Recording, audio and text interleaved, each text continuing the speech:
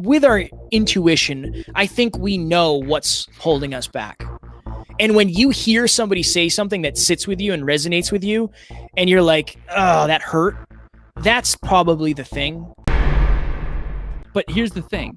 Look in the mirror. You just have to decide to look in the mirror, and you have to decide in advance, I'm going to find my bottlenecks. You have to decide and then take action.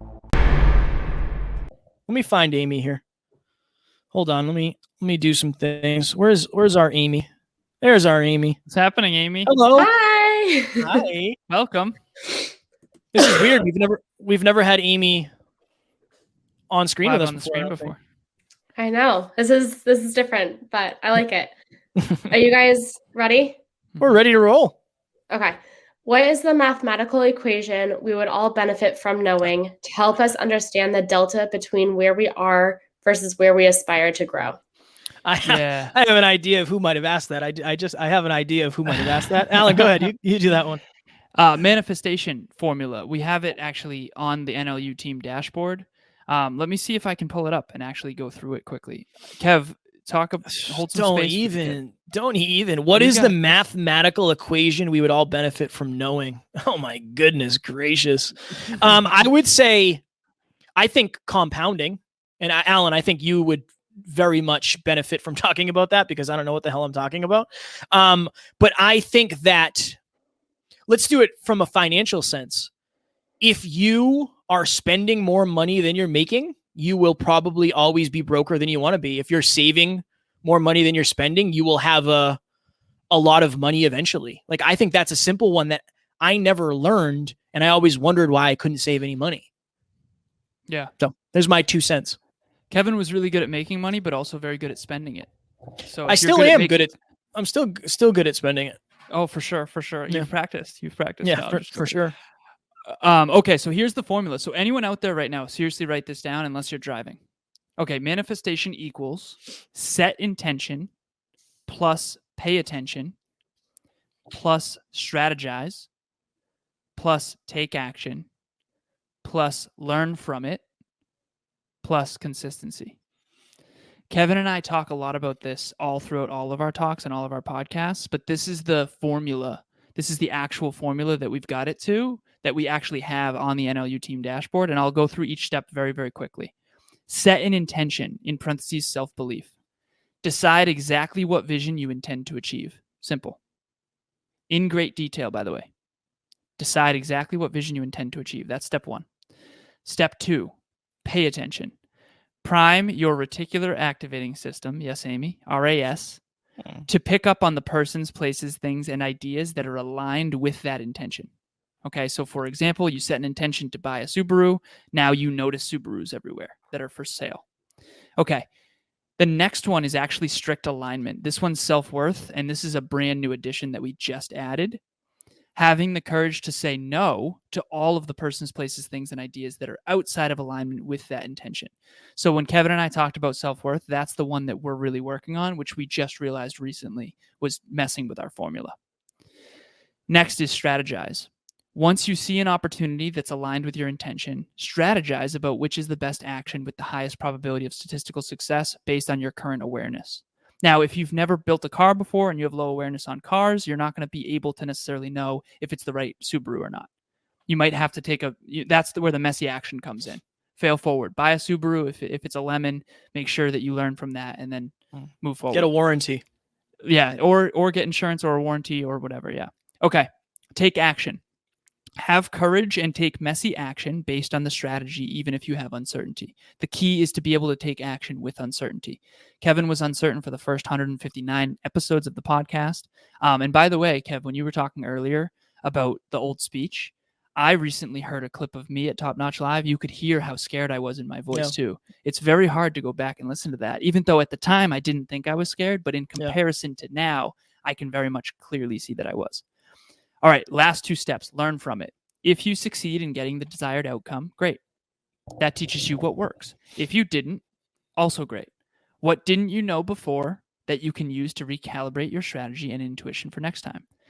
Last but not least, consistency. We've already talked about it. With consistency, all things are possible. Without it, almost nothing is.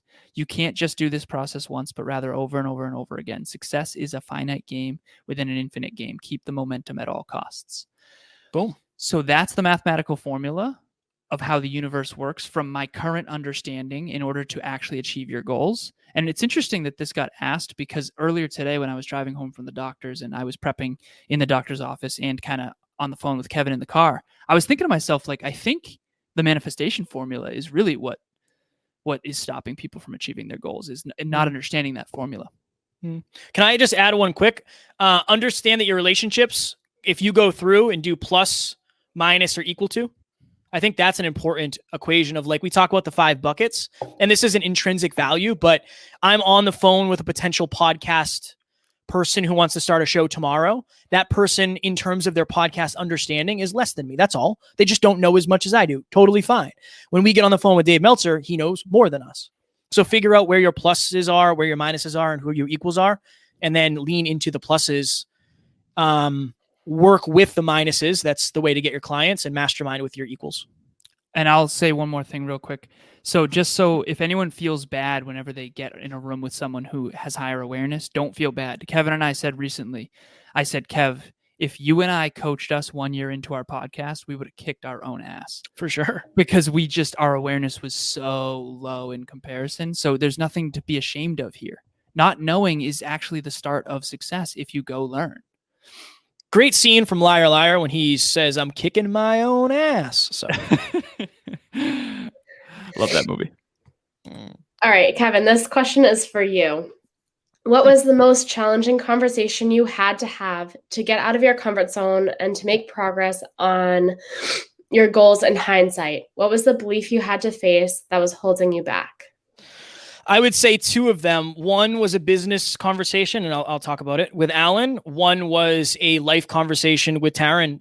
One of the hardest conversations I had with her early on was trying to paint the picture of what I think it will take to be successful based on what Alan has told me, pretty much.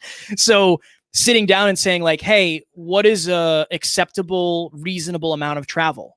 Like, Alan and I are going to have opportunities to speak around the world from what Alan is telling me. Again, I've taken a lot of belief from Alan. What is an acceptable amount? Like, we're going to have a family. We want to have kids. We want to have animals. What do we want to do? And we came to that understanding. But I think it's one of those things of, one of the hardest talks we ever had out of my comfort zone was when Taryn said, I'm grateful you're not forcing me to be an entrepreneur because I would have to leave you if you did. And I said, I'm grateful that have never held podcasting or being a broke entrepreneur over my head because I would have to leave if you did. That was a very difficult conversation, but helped us understand each other at a deeper level. And then recently we talked about this on the last live podcast when Alan sat down with me and said, hey, I feel like I have a fear right now that I'm outgrowing you, and just getting the mirrors of, like, okay, I haven't been leveling up as much as I want, or as much as I've intended on, or as much as I've wanted to in terms of leading by example.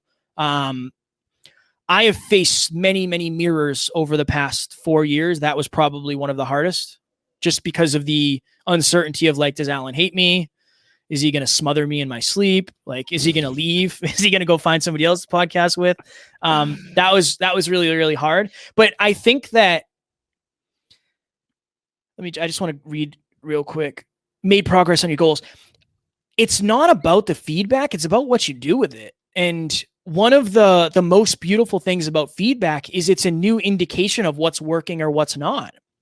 It's just it's a sign that says, like, hey, it's time for you to pivot. It's just time for you to make a change. So I think it's that understanding of, like, this feedback is not final. It's not personal. Alan didn't want to bring it to me. Taryn and I didn't want to have that conversation, but it's a necessary thing that is going to force me to get a new input that's going to create new outputs. And I know a lot of us run from that feedback, but I think if more of us had those hard mirrors from somebody who we know loves us, cares about us, and has our best interest at hand, I think we'd make drastic progress in our lives. As long as you use it in the right way. It would be easy for me to say, like, honestly, screw Alan. Like, that's an asshole thing to say, but that's not why he's saying it. He's saying it because he cares. Honestly, he's saying it because he cares enough to tell me the hard truth. And that sucks, and it's difficult for both of us, but, you know, now I'm on the up and up. And that's For what matters sure. the most. And it wasn't long after that he was asking me what book should I be reading. And again, it was from the frame of like, Kev, I don't want to outgrow you. Right. I don't, and that's why we're having that conversation, because I know where we're headed. I know what's going to be required of us. And I basically just want to add this one piece too. I said, Kev, like, I feel like you've given up on trying to be the next level version of yourself. It wasn't like I want Kevin to be like me. This is next level you. This isn't regular guy you. And so I think it's important to add that as well, just to provide context, because I don't want Kevin to be more like me. I want Kevin to be the best Kevin. It'd be really hard. I'd have to take probably a year, 2 years off the gym to be like you. And that's something, I just can't commit to. No, I'm just kidding. I know. But I appreciate whoever asked that question specifically to me. Thank you. I appreciate that very much. Proud of you for being so vulnerable on here, man. That's my job. Sorry, Amy, go ahead. Very good. How do you transition from short-term thinking to long-term thinking? Identify when you're doing short-term thinking. Identify whether or not you're a short-term or a long-term thinker. And you won't know until you're around a long-term thinker. If someone is very successful, they almost always are a long-term thinker, or they have a lot of long-term thinkers in their corner. It took Apple 50 years to surpass Microsoft, but Apple was the most valuable company on the planet. And that's because of Steve Jobs. Steve Jobs, you can go back and watch Bill Gates and Steve Jobs on YouTube. There's a video of them in the mid-'80s and the early '90s of them pitching and catching for hours, talking about everything that's happening right now. They didn't just let the future come. They created it because they were aware of it in advance. So how do you switch from short-term thinking to long-term thinking? Identify when you're short-term thinking and get around long-term thinkers. Get around long-term thinkers as much as you possibly can. Hello everyone, my name is Amy Lenius and I am co-host of the Evolution of Mom podcast. I can't say enough about Kevin, Alan, and their entire team over at Next Level University. When Charisse and I decided to expand our influence to empower and help as many women as possible, we knew that these were the guys to call to make that dream a reality. Not only did they help us with every aspect of our podcast, they have both become mentors in every aspect of my life. If you are looking to level up your life in any way, shape, or form, you are absolutely in the right space. I look forward to seeing this beautiful community of growth-minded people that you guys have created expand, and I can't wait to see all the incredible value I know you're going to bring us in the future. Thank you guys so much. Yeah, I would second that. I think short-term thinking is a lot of scarcity. For me, short-term was scarce, long-term is abundance. So I think it starts internally too, of like, if you're somebody who doesn't know, if you don't believe you're going to be successful, it's going to be very hard to be a long-term thinker. So I think also really lean into the belief muscle through messy action and failing forward. But I do believe you have to see somebody practice something you don't have to know it exists in some way, shape, or form. I know that's helped me a ton by seeing Alan. How do you identify what's holding you back? So I think the best way would be to ask somebody with a similar level of awareness or higher, what is the biggest bottleneck that you see for me right now and in my future? And trust that they'll have a valuable, heart-driven answer. Honestly, though, in a weird way, it's like, I kind of think we all have an idea deep down of what's really like with our intuition. I think we know what's holding us back. And when you hear somebody say something that sits with you and resonates with you, and you're like, oh, that hurt, that's probably the thing. Like Alan and I have been having some deep conversations about like certain things that we've both been afraid to lean into, but like, that's why we're not as successful as we could be. We are successful, which I'm grateful for, but it's us. Like, how do you identify what's holding you back? You ask yourself where you're jeffing, or you ask somebody else where you're jeffing, and then you dig, because a lot of it is unconscious, subconscious junk that is holding you back. And look for patterns. Look for patterns in your past too. My only answer to that would be ask your intuition and then go out and study. So the first one is ask your intuition, like ask yourself, like Kevin said, but ask your intuition. Don't just ask yourself, because your emotions might want to tell you a story that's fake. So if you say to ask your intuition, like what is my biggest bottleneck right now? Your intuition will know an answer. And that's a good place to start. Remember, the gold is buried where you don't want to dig. That's like a thing for sure. If you already knew, you wouldn't have the bottleneck, right? So, And there's levels and layers to this. Second piece, learning. Take courses. Like if you took our course, seriously, you would learn the places you're jeffing. The 5 C's is what the course is on. It's on clarity. It's on commitment. It's on consistency. It's on community, and it's on confidence. If you have really low confidence, you're going to know that was your issue when you take the course. And that's going to be a mirror.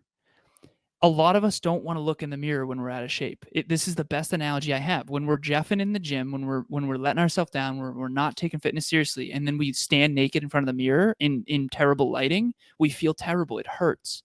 But that's the very thing you're going to have to do if you actually want to change. No one wants to see that Facebook photo where you're at a bad angle and you look terrible. Kevin and I literally just opened a group coaching page, and we were bulking back then. We were a little heavier back then. Again, it is thick what boys. It is. Thick boys. Again, winter, bulk season. But here's the thing. Look in the mirror. You just have to decide to look in the mirror, and you have to decide in advance, I'm going to find my bottlenecks. You have to decide and then take action. Boom. Time for one more? Oh, yeah, sure. What steps could I take to be a type 4 self-belief / self-worth? Go ahead, Alan, on that. Yeah. So identify which one you are. Are you type 1 who has low self-belief and low self-worth? Are you a type 2 who has high self-belief but low self-worth? Or are you a type 3 who has high self-worth and entitlement but very low self-belief? Who's constantly convincing themselves that they're worthy, even though they're not really doing a lot about it. Okay? Which one of those 3 are you? Once you know which one you are, you know what to go to work on. The person who has low self-belief and self-worth, you really, really, really need to start small and build. You're not going to be able to go set the world on fire. Like, none of that. If you are the one with high self-belief and low self-worth, you most likely have to get away from people who are takers. You most likely have to admit to yourself who you really are and realize that you're not gonna fit in. You have to stop trying to fit in with people who don't have self-belief. One thing I will say, and I just want to be clear for anyone out there who does have high self-belief, it's rare. It's rare, and I've found this very consistently with my clients who do have high self-belief. They struggle with belonging. They don't feel like they belong anywhere. And the reason why is because it's rare. There's not a lot of people who really believe in themselves. Like Arnold Schwarzenegger, that dude just believed in anything. The dude is delusionally belief. And he achieved a lot of it, most of it.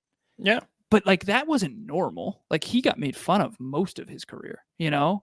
You're going to be a governor? I remember even when I first heard of that, I'm like, what? Arnold? He can't even talk right? And again, nothing against Arnold. He just believes so much. Just understand you're going to be a weirdo if you have high self-belief. You have to stop trying to fit in. You have to. Yeah. Now, if self-worth is if you have high self-worth and low self-belief, this is an entitlement one that I don't talk about a lot. You kind of have to, in a weird way, you have to tie some of your self-esteem to external results. I wouldn't say that to most people, but I know some people who have very high self-worth with very, very low results. And it's sometimes I wonder, how does that person feel so good about themselves? It's honestly, they're not exactly winning in any arena. They're really letting themselves go, all that.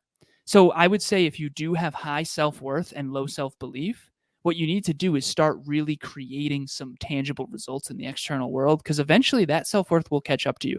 I know some people who have very high self-worth, but the compound effect really affects them. They end up with a lot of regret. Because remember, if you have high self-worth and by default, it's not like you have to do a lot to get it. I'll just be honest here. One of the reasons Kevin's so hardworking is because he felt like he had to go do a lot in order to be worthy. For sure. Same with me. And we're overcoming that because that has its limitations. We're at a level in our life now where that's a limitation, but for a long time, that was a strength for sure. For sure. And so you got to be careful. So that's my answer.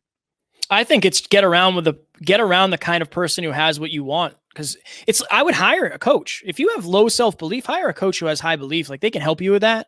When it comes to self-worth, that is a purely, that's internal of leaning into your own greatness and figure out why you're afraid of leaning into it.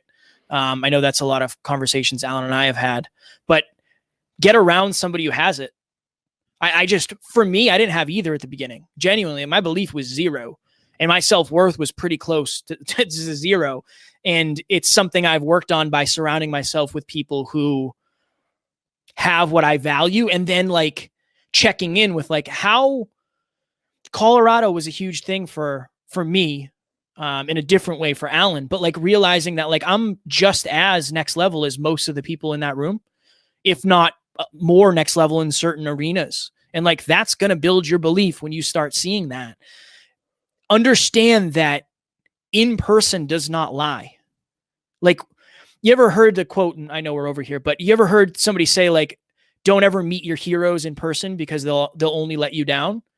I think that's because a lot of people look really good on TV, or they look really good in the recording studio, or they look good on stage or on a podcast. But when you meet them in person, you see the totality of that person. Start meeting people that you look up to. Start meeting your competition. And I think that's a good way to build both of those things, because you're going to look in the mirror of how far you've actually made it. And I know comparison's dangerous, but I would do that. Anything in closing? I think we're good, man. That was really, really powerful, honestly. I enjoyed this virtual. Amy, what do you think? Time to go? You think 2 thumbs up? Wow. I dig it. Not bad. All right. Well, ladies and gentlemen, as you can see below me, Amy, can you point down? Because you're on the bottom of my screen. There you go. Group 4 just opened for group coaching. Alan, just tell the people about it. All right, so this is a 90-day program, 3 months. We're going to put you on peak performance tracking with another group of 9 other people, so 10 total, all committed to their dreams, their goals, really. But these goals are going to lean up into their dreams. If you want more clarity and more consistency in your life, this is the way. We have so many people. We have 30 people who have gone through group coaching. Many of them are actually one-on-one clients of ours now, because this was a great dip your toe into coaching. If you're on the fence and you're like, what is this coaching thing? I don't really know if it's for me. I don't know. A one-on-one coach is kind of expensive. This is why we created this. You're going to be on a group of people that, remember, think about when you were on a team, when you were in high school or middle school or even college. Like, the team is going to drive you more than you drive yourself. There's something about being on a team that all want to get to the next level where you're just going to do more. Social accountability is a thing. So again, if you're new to coaching, this is a great way to dip your toe in. It's $97 per month. It's very, very cheap. 3 months, $97 per month. I think it comes out to $293 or something like that. And it's very, very cheap. And I promise you that you will not regret it. We've actually had we told people that we would give you your money back if you don't like it. So again, if you don't like it within the first month, you can let Kevin or I know, and we will give you your money back. That's how confident we are in this.